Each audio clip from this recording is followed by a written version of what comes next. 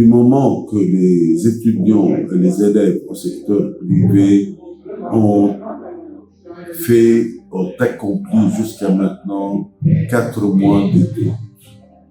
Alors, pour ne pas qu'il y ait un décalage entre le secteur privé et le secteur public, je vais essayer de raccourcir les semaines d'études des élèves du secteur privé et présenter les examens en temps normal.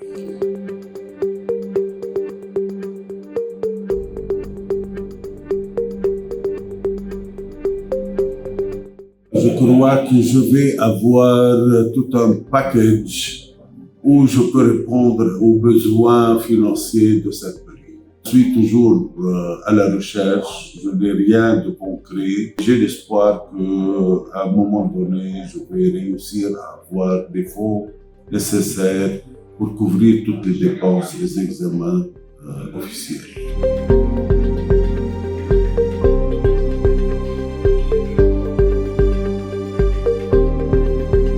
On a fait cet atelier de travail au Sérail sur la sauvegarde de l'éducation au Liban,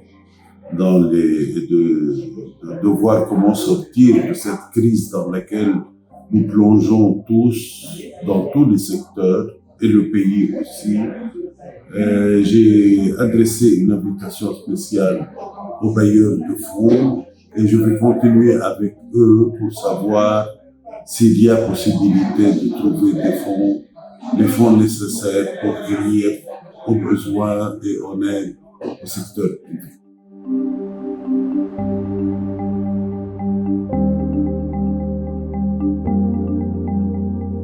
Je suis confiant qu'on va continuer cette année scolaire. On a tout fait pour sauvegarder cette année scolaire. Il faut toujours donner l'espoir aux étudiants et aux élèves. Il ne faut jamais désespérer. Tant que je suis en poste, je sais que toutes les circonstances vont être favorables à la continuité de cette année scolaire.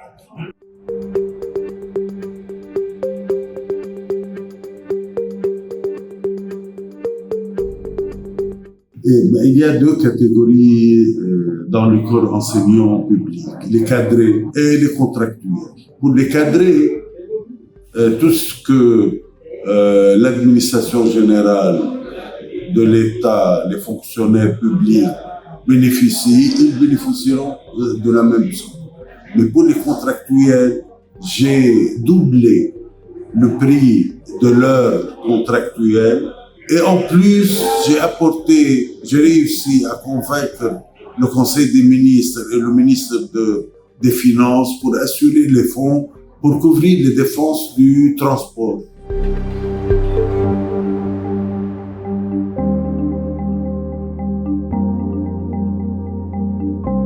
Ça a été créé de façon ad hoc suite à la crise qui s'est déclarée en 2019 et à un constat que nous, toute une flopée de gens du secteur privé, ont constaté qu'il n'y avait pas d'instance qui prenait le dialogue, surtout le gouvernement de l'époque, et des instances même du secteur privé traditionnel, qui ne se sont pas mises autour d'une table ronde pour discuter contexte de l'époque qui était très très grave et qui ne cessait de s'aggraver. Ce qu'on a voulu faire, c'est d'abord créer une plateforme à partir de laquelle les gens qui ont présenté des plans de redressement économique viennent discuter leurs plans tous ensemble et donner beaucoup plus de poids puisque ça sera des plans agrégés, nettoyés, si vous voulez, corrigés, pour que ce soit quelque chose sur lequel on peut s'appuyer pour avoir du levier sur les decision makers, quels qu'ils soient. Et à partir de là, ces plans-là, ce plan qui doit être en fait un plan unique avec des apports de tous ceux qui ont travaillé sur ce sujet, puisse en plus être renforcé par un challenge avec les secteurs eux-mêmes, des commissions ou des comités, ou des appels comme vous voulez, avec des représentants qui sont sur le terrain de tous les secteurs économiques. Là, on a créé plein de comités, au moins une vingtaine de comités, et chacun commence à présenter aujourd'hui non seulement ses revendications ou ses desiderata,